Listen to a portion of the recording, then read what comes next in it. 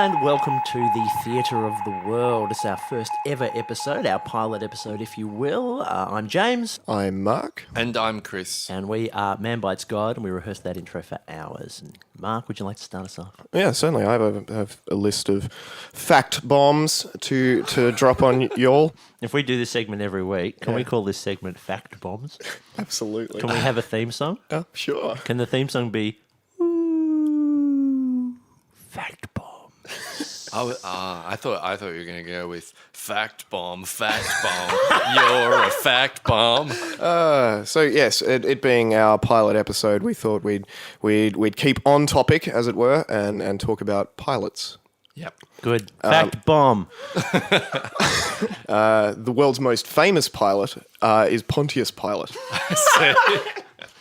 He See that one? See that one coming? He flew the good ship Jesus Christ.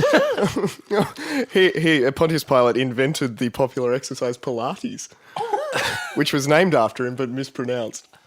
I see. Yes. That's true, actually. I think the first move in Pilates is to do the cross. Yeah.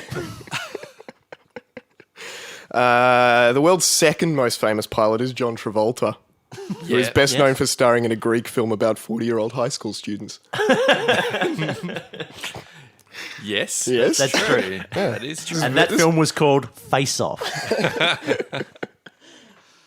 The world's third most famous pilot is a pilot whale. It's a 20-foot-long mammal. Yep. And Just any particular pilot whale? well, no, all of them. Barry, the species, I guess. The pilot whale is actually a very social animal and can often be found in groups of 20 to 90, Yes. frequenting intercity bars. Yep. They spend a lot of time on Facebook. Fact bomb. That's a good. good segment. It's a good segment, I'm isn't it? excited by that segment. I'm surprised that you didn't go for another famous pilot is the pilot light. Oh, that's a good one. That's it. That's how Pontius Pilate found Jesus. Yeah. And the pilot pen. I'm not sure we Pilot pen. I Are can we do getting any into branding? I don't think know. so.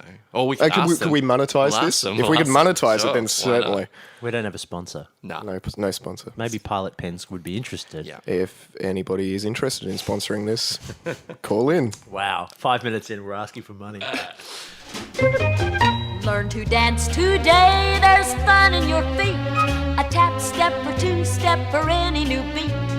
Whirling and twirling is rhythm and grace. To learn to dance, our school is the place.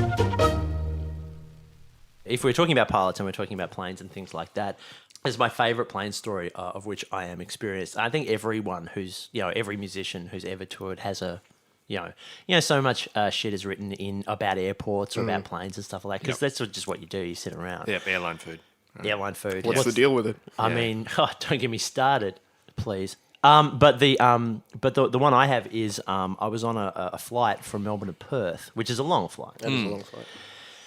And I was very tired. I was going to play some cello somewhere in Perth, and I was just exhausted. And because it's a long flight, it's across the whole of Australia. I was just so ready to have sleep because essentially I was going to have to get there and play, and so I really wanted sleep for what is it, like a 5 hour? Yeah, 4.5. 4.5 hour thing. But you lose in this time, and anyway, I'm falling asleep, and it's going quite well. I have trouble sleeping on planes, but it's not going too badly. And I finally nod off. And I'm woken up by an announcement from the flight attendant. And the flight attendant, and I swear to God, this is true. The flight attendant says, "Ladies and gentlemen, we would like to advise you that there is a tiger walking up the aisle of the plane." No, not a hint of a joke, not a hint of it. Literally, that is it. Now, I am mostly asleep. Yeah. And in the mornings you hear the alarm and you still kind of process it even though you're asleep.